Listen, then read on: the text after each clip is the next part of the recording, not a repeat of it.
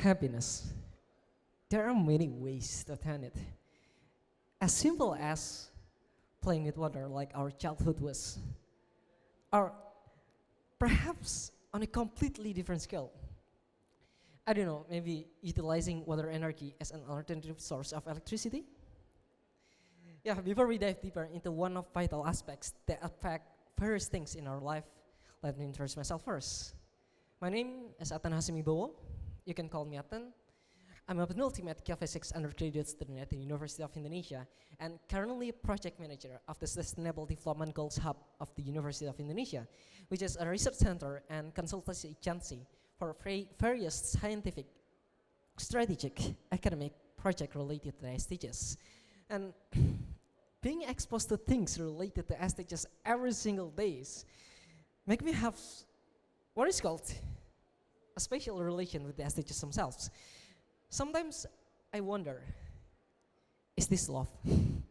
But I don't think so, because sometimes I also get annoyed when talking and discussing about the SDGs, especially when it comes to the 7 SDGs point, affordable and clean energy, where this point is also my current focus of research. Maybe this is what people call a love-hate relationship.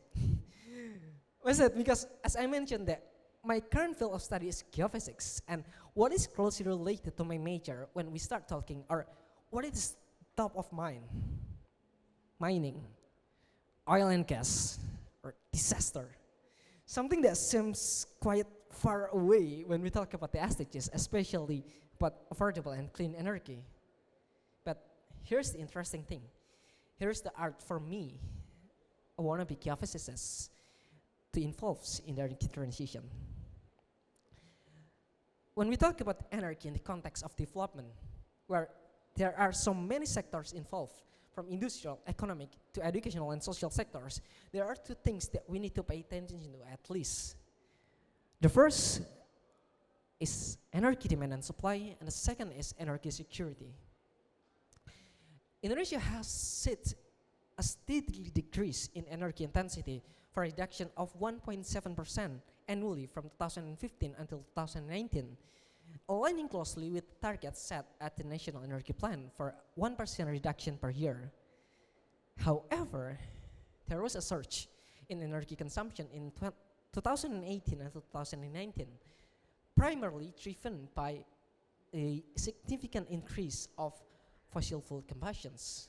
And the onset of pandemic in 2020 led to a downturn in both economic activity and energy consumption. Although the energy demand began to recover during the subsequent period, this not quickly rebound as the economic activity, and it's leading to a further energy intensity decline. And notably, there exists a strong correlation between national income and energy consumption across all countries. Despite this, Indonesia's electricity consumption per capita is only remain at 1,000 kilowatt hour per year, relatively lower to other countries with the same GDP. This disparity can be attributed to the low electrification from various sectors in Indonesia. For example, in the transportation sector, electricity usage is just barely 0.05% from final energy consumption, and in industrial demand, it's only around 20%. In contrast, the household contributes significant energy consumption. This heightened household energy consumption may be attributed to the home-based industries within Indonesia's economy, with small and medium-sized enterprises constituting to 60% of the total GDP. But again, despite this, Indonesia's per capita electricity consumption in the productive economic activities stands at around 500 kilowatt hour per year. This is approximately half of the figure observed in other countries. This underscores the importance of renewable energy decentralization, and this is when we need to do something. And when we talk about the energy security, the Indonesia Energy Security Index, which is calculated by the National Energy Council, is based on four main indicators, which is availability, accessibility, affordability, and acceptability, which is assess that the availability of the energy sources, the price, the access to them, and the society acceptance of the energy intense.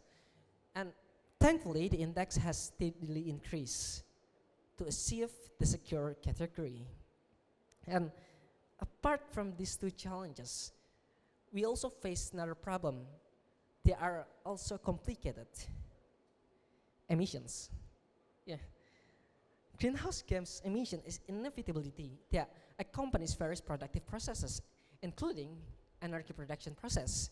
And today, Indonesia's power sector contributes and responsible for approximately 40% of the total emissions. But the national determined contribution states that we want to achieve 23% of renewable energy share in 2025 and reduce the emission by 31.2% by 2030.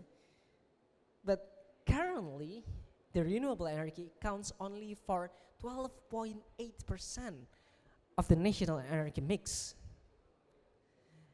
And this is underscores and shows that the importance of renewable energy utilization in a maximal and optimal context. And as I mentioned, that Indonesia wants to achieve the 23% of renewable energy share by 2025. However, 46.2% of the provinces that have already had the regional energy plan set their target below this national target. The fact that 12 provinces are still put their regional targets beneath this target is a source of concern for us, because the energy transition cannot be just be centralized. It needs to be decentralized. And despite Indonesia's abundant energy sources, unfortunately, only a small portion is being utilized. For example, mini hydro energy. And in fact, that when we go to rural areas, especially when we go to rural areas in high elevations in Indonesia, when the water flows are fast, but it's not optimally utilized. And the irony is that several villages, even in central Java, that have the river flow fast, the surrounding area in the night is really, really dark. The simple thing, as simple as street lighting, can be effect on many things in various sectors. When a street of an area are dark at night, the potential of crime, of disaster and accidents become higher. Or in another sector, tourism, when an area does not maximize its electricity, the tourism activity that can be carried out are only limited to the afternoon, and it cannot maximize the economic potential that they have. And this once again underscores the need of renewable energy utilization and maximization. And this is something that we are currently processing and we are facing, that we need to concern on it. And one of the collaborative steps that I try to take and with my research teams is I try to create a portable power plant that we name Parches, which is a portable power plant based and that applies and develops the working principle of the Archimedes screw turbine. The screw turbine itself is mounted on a frame, turns the connected generator into electricity, to producing electricity for the villages, for the street lamps in villages, for local fish ponds, for ice fields, or even households. And Parches electricity generation system can maximize of even small water flows, converting them into significant amounts of electricity. And we do believe that Parches can be one of the solutions for decentralization of energy transition that emphasize simplicity, affordability, and sustainability. But We also believe that purchase is just one small solution and just reach a fingertips of usefulness when compared to other various interesting technologies that possessed by the local creative and the Indonesian youngsters.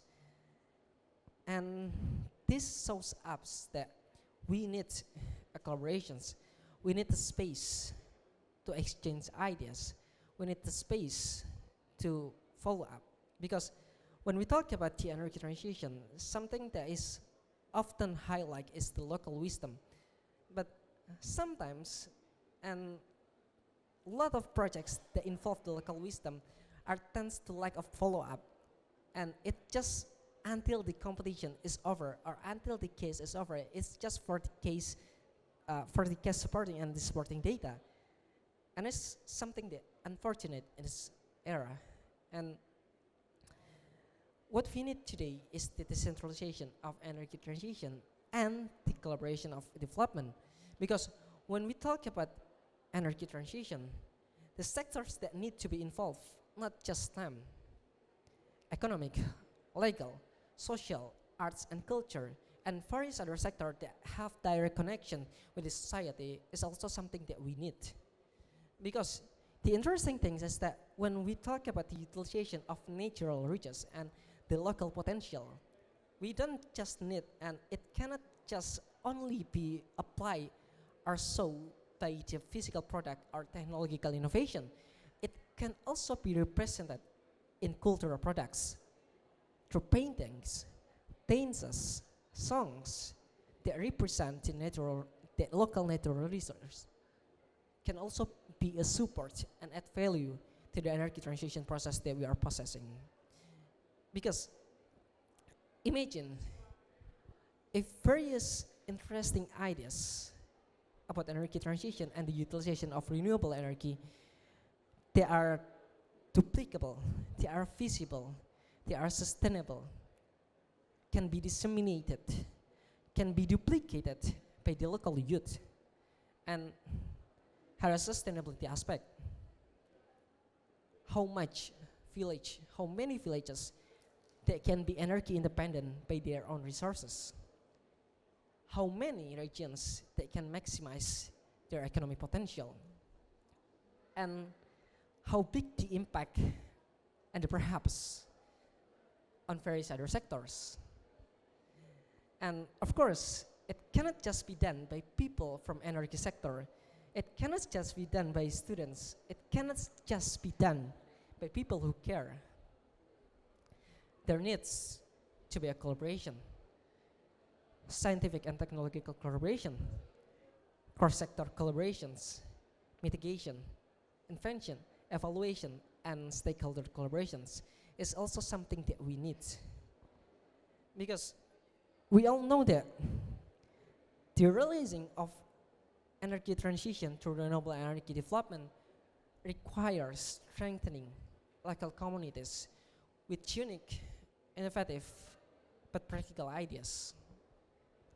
And it cannot just be done by the people from energy sector. It cannot just be done side by side. It needs to be done together. So we need to face this together. We need to realize not just centralized development. We need to realize not just Jakarta development. We need to realize not just spatial development, but the collaboration of development through decentralization from energy transition is something that we need. So let's together build the grid perhaps of the energy transition, of the collaboration of development for our future generation.